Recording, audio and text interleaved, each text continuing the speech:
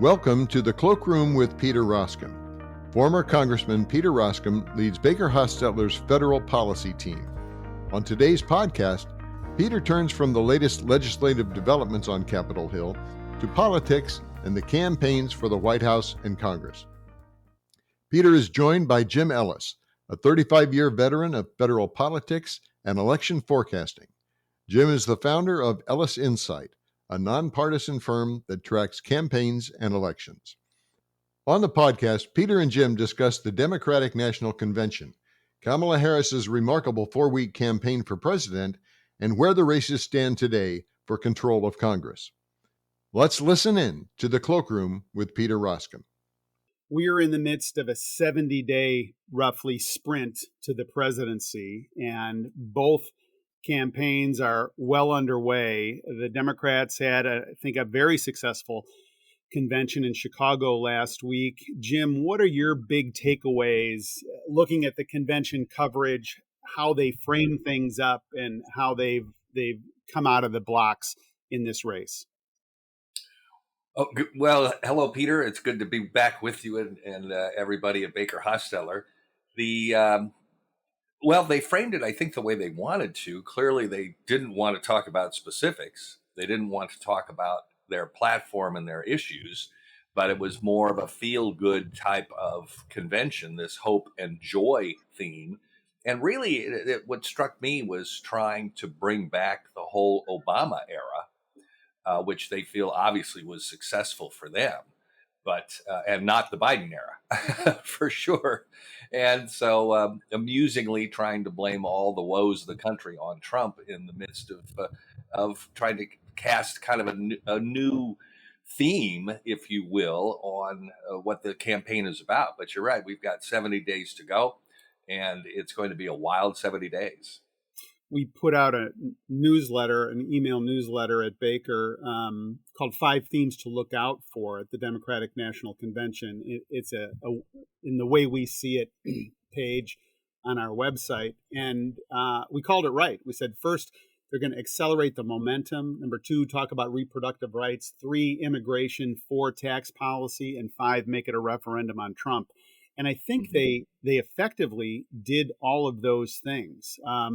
It was, to your point, it was a remarkable effort to go back to Obama years, with even a hat tip to the Clinton years. But the Biden years, it reminded me of the movie Men in Black, where the guys say, hey, look at me. And they just punk, and they things go down a memory hole. And so I think the Harris-Walz team is attempting to navigate that, wanting to be the beneficiaries of things that happened under the Biden term, and yet not let this be a referendum on some of the challenges that they face. What do you think of the pick of Tim Walz, and how is he doing so far on the campaign trail? And compare him a little bit to J.D. Vance. Well, I think, first of all, let's talk first about the reason he was picked. It obviously wasn't to help win the campaign, because that's a state they were going to win anyway, his home state of Minnesota. I mean, Minnesota is the most loyal state to the Democrats in the presidential race of any of them. In fact, the last time Minnesota voted for a Republican was 1972. And every state has voted Republican for president at least one time since then. So the idea that he was there to help shore up Minnesota, I think, it isn't much of a point. But I think, Peter, you would know better than me, but I would think these candidates for president think about 3 things when they choose a VP. It's somebody that may help them win the election, somebody that would help them govern, and someone they're personally comfortable with. And I kind of think the latter one is where Harris went, emphasize that more. I think she's personally comfortable with him. In terms of how he's done, I mean, this is a radical left ticket. Both of these two are on the far left of the Democratic spectrum, particularly Walz as governor. And Peter, I think you served with him, I believe, when he was in the House, and he was actually in about the middle of the pack of the Democratic conference. So, but he did represent a Republican district, so that's maybe why he was doing that. And these are his true colors. So, but it's a far left ticket. And I think that, they've caught him in some duplication, if you will, or duplicity with his military record. So I'm not sure he's been a home run for them. And I'm not 100% sure that he brings a great deal to the ticket. And I'm not sure Vance does either. And at the end of the day, I think people are going to decide this is just a race between Trump and Harris, and that's how they're going to make their decision. So I'm not sure that either of them matter a great deal. I have a prediction, Jim, and that is at the end of this campaign, there's going to be articles and analysis that look at both of the VP picks, because one of these candidates is obviously going to lose. And the reflection is going to be the pick was bad. I think the JD Vance pick, like we talked about last time, it was a pick that went right to the base, and it was a pick that assumed Trump was going to win the election. Glenn Youngkin and Nikki Haley, somebody else would have been, I think, a more secure general election pick. And I sort of think the same thing about Tim Walz, in that they're going to have to litigate the BLM response. They're going to have, publicly litigate it. They're going to have to litigate, a pretty far left agenda. And if it comes down to Pennsylvania, for example, the idea of passing on Josh Shapiro, the popular governor of Pennsylvania, will have been a strategic misstep. So we're not going to know that until after the election. But let's talk a little bit just sort of about the horse race. 70 days roughly from now, the election's going to happen. You look back, 70 days ago was the middle of June. And all the things that have happened since the middle of June. The debate in Atlanta between Biden and Trump, members of Congress calling on Biden to step down, the assassination on Trump, the assassination attempt on Trump, Trump choosing Vance, Biden dropping out, Harris announces Walz, Harris accepts her nomination, and so forth. This thing is moving fast. And, it does strike me that time in politics are like dog years. You know what I mean? It's like completely. So 70 days, that feels like, it feels like a long, like it's tomorrow. No, it's like 10 lifetimes in these news cycles. Where do you think both of these campaigns are going, and how are they strategically approaching these battleground states? Because everything else is a sideshow. Yes, absolutely right. And yes, it's got everybody's head spinning, all the things that have happened in this last 70 days, as you point out. And it's real possible that the deciding factors in the 2024 election haven't even happened yet. So who knows what's going to happen in the next 70 days. And as you mentioned, too, that's still a lot of time in this campaign. But what struck me, too, and it really struck me coming out of the Democratic convention after listening to Harris's acceptance speech, is I'm just not sure how long they can continue to promote the talking points that they have without, people finally saying, well, how are they going to do all that? How are they going to increase spending, as she mentioned at one point, not in the speech, but earlier in that week, another $1.3 trillion of spending, which is going to drive inflation up again. This $25,000 for first-time home buyers. Well, where's that going to come from? From a government that's $35 trillion in debt. And then the tax question is really what I think is amazing, and how they're going to handle that. And she's saying in the speech that Trump is going to raise taxes on the middle class, and that they're going to give a middle class tax cut when we have the tax again coming up here in 2025, which we talked about at the seminar. And you had Congressman Brendan Boyle, even the ranking Democrat on the budget committee, even kind of expressing concerns about that. And I'm still struck by the fact that he said there's 70 tax measures there that will go up if Congress doesn't act. So that's the biggest tax increase in history. And then she's talking about another corporate increase, and then maybe an unrealized gains tax on investments. How are they going to do all that? How do they reconcile all of that? And there's the Trump challenge to make them reconcile all of that, because they can't. Yeah, it just strikes me that Trump, they really have Trump off his game right now, where he's he's making arguments that are not persuasive to the folks that are going to make the decision in these battleground states. He's saying that he's better looking than Kamala Harris. Yeah. He's attacking her race. He's attacking Right. Governor Kemp, although that seems like that's been reconciled. It's sort of one Finally. thing after another, just all these missed opportunities. I think the vulnerability on the Harris-Walz side is, when do vibes turn into fumes? You know what I mean? Yeah. When does it? And I had an experience of running against an opponent for office who had an incredibly compelling personal story. And when you hear the personal story once, it's compelling, and you hear it again, it's like interesting. You hear it a third time or a fourth time, and then over a period of time is not the friend of that candidate, because the shine wears off of the narrative of personality and biography, and then the question becomes, what do you want to do about my taxes? Or why are you, for this, that, or the other policies? Now, that said, I do think that the Harris-Walz team did a good job coming out of the Democratic convention in Chicago. It was less disruptive than I would have anticipated, which I think is a huge benefit. Harris comes out as the clear leader. There's just no doubt about it. And they did a successful separation of Joe Biden and basically pushed him out of the picture, which I think is very important.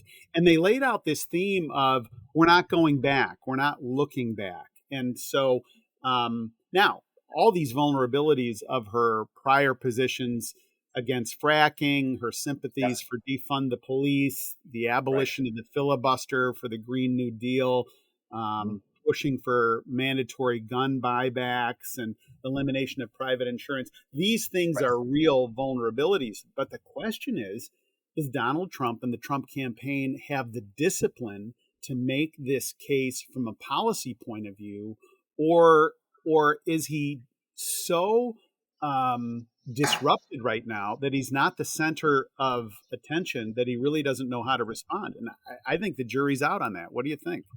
Oh, I agree with you totally. The jury's out. But my point is, they have to do that. Trump has to do what you just described, or he's going to lose.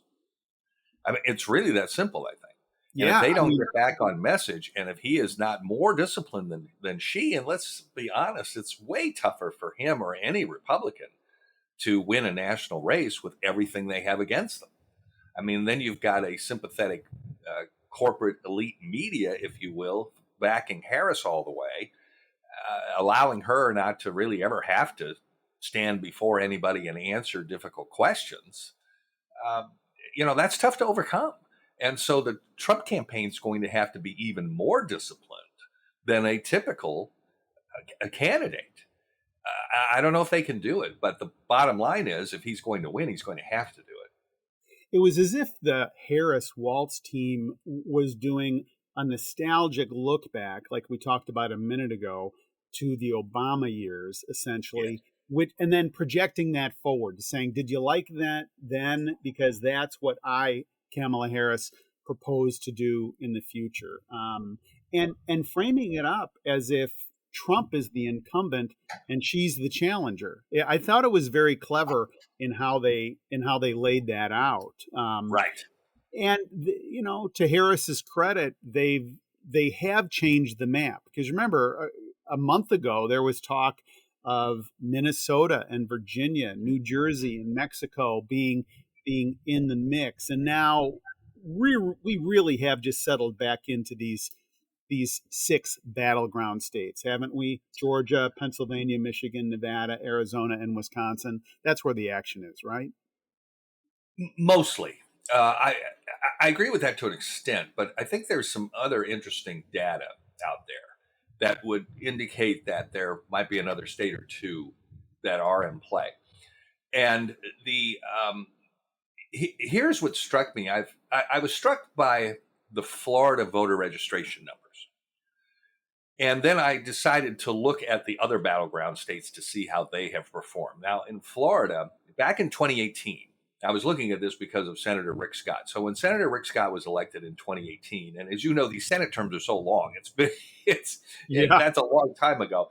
But that was the last time he was on the ballot, and he only won by 10,000 votes in that election out of over 5 million votes cast. Now, what was interesting there is at that time, the Democrats had a small advantage in voter registration.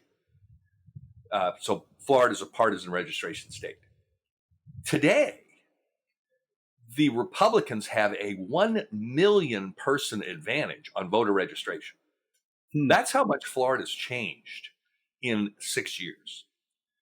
So I said, how have the other states changed? So I looked at all those states you just mentioned on their latest voter registration and compared it to where they were in 2020. And there's very interesting numbers out there. And there are, in every state, by the way, in all those battleground states that you mentioned, the Republicans actually are in better shape from a net registration standpoint.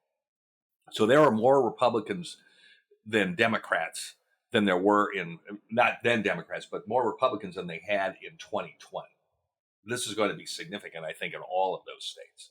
And a lot of that's due to some of the states purge the names. They get rid of people that they know have died, that don't live there anymore. Some states have laws where if you haven't voted in a number of consecutive elections, you come off the ballot. So that's already happened. And what's really happened is not so much that the Republicans have increased, but the Democrats have decreased in every one of those states in terms of registration. So again, comparing these battleground states with the states that register by party, there are three states that were close in the last election: Arizona, Nevada, and New Hampshire, where the change in voter registration, the net gain for Republicans, is now greater than the number of votes that Trump lost those states. So that, I think, sends a different picture. So in New Hampshire, for example, there are now more registered Republicans in New Hampshire than Democrats. That wasn't the case in 2020. So a state like that, you have to look at, this state might be kind of a wild card out there. They and New Mexico. Now, New Mexico, the Republicans have gained, but not that much. But those two states are small, and particularly New Mexico is cheap because they've only got two media markets, Albuquerque and El Paso. And of course, in New Hampshire, you've got the Boston media market, which is obviously very expensive, but it's an easy state ground-wise. So I think the Trump campaign will make a play to try to expand that map back, and that puts the pressure on Harris. And if they can, I think the three most important states are not those Great Lakes states now. I think the three most important ones are Georgia, Arizona, and Nevada. Because if Trump can win all of those, and he must, then, and up until Harris, he was ahead in every poll since January in all three of those states. And he's in some, I can show you polls today where he's ahead in all three. And I can show you some where she's either tied or a point or two ahead too. But those states are critical because he needs to convert 35 electoral votes and keep all 25 states that he had voted for him twice in line, North Carolina being the weakest of those. So he does that, and then he wins Georgia, Nevada, and Arizona. That gives him 33 of the 35 votes he needs. And all of a sudden, the pressure goes to Harris. Because then you look at those Great Lakes states, you look at some of the ancillary states out there, and even in Virginia, here a week and a half ago, there was a poll that only showed it a 3-point race there with Trump and Harris. So you look at those states and say, what's happening and how, and then Harris will then be forced to run the table.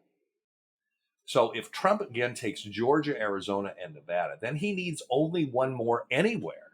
Any other state going for him wins the election for him. And let's keep in mind too, and I can show you polls today that have Trump ahead in Georgia and in Pennsylvania. And those are the only two he would need because the combined electoral vote in Pennsylvania and Georgia is 35. That's the exact number he needs to win. So this race is very much alive.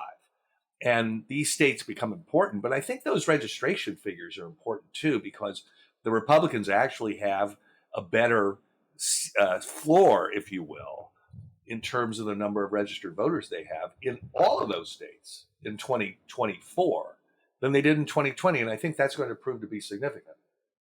What's your view then on North Carolina? You mentioned it a minute ago. In the same way that Trump will make a play for New Hampshire, what's the what's the thinking about the vulnerability or the opportunity, depending on your perspective, in North Carolina for the Harris team? Right. Well, North Carolina is a state where either party can win. Republicans tend to win more than Democrats there, but either side can win any election. But the other thing that's interesting, if you go back and look at 2020 and even 2016, we saw the same pattern in North Carolina. Now, Trump's polls this year have been better than any year that he's been on the ballot in North Carolina. But that was against Biden. So against Harris, it's tightened up to a degree. But in most of the polling, particularly in 2020, he was behind almost every poll by a couple of points. But he won. He won the state both times by a small amount. And I've seen that pattern frequently in North Carolina and most of the South, that the Republicans tend to underpoll by a couple of points. And the fact that he's up or down by 1 point in North Carolina right now, he's probably ahead by a little bit more than that. And again, he has to win North Carolina. And if he doesn't win North Carolina and Georgia, the election's over. So obviously the Harris campaign is going to make a big move in both of those states. And this is where their financial advantage will probably be a factor. But yes, they'll absolutely make a move for North Carolina. I think they come up short again because his fundamentals seem better in that state than they were certainly in 2020. And again, he carried it then. But those are two states, North Carolina and Georgia, who are neighbors, at least part of the state. They become extremely important in this election. How do you view RFK stepping back and getting out of the race? What's the impact of that decision in these battleground states? Yeah, I think it's interesting because most of the post reporting of Kennedy dropping out of the race has been that it will help Trump. And certainly the Trump campaign thinks it helps Trump. But one of the reasons he got out of that, Peter, was because the Democrats were suing in many of these states, Nevada and Pennsylvania in particular, to get him off of the ballot. And the reason they were using was his residency, claiming that he lists himself as a resident of New York.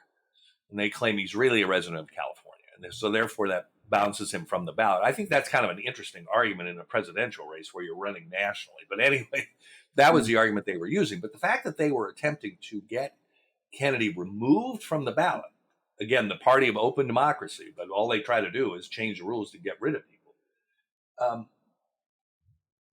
The fact that they're trying to do that, so that tells me the Democrats feel they are better off with Kennedy out of the race.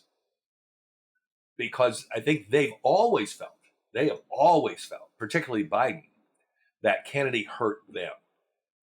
And him out of the race, I think they feel now probably helps them. So it's an interesting dynamic. And at the end of the day, I think by the time we hit the time people start voting, which in most states is the middle of October, Kennedy's probably going to be a distant memory. What's your view? Last time we talked, Jim, you focused our attention on the House races in California and New York Yes. as being dispositive for who's gonna win the majority.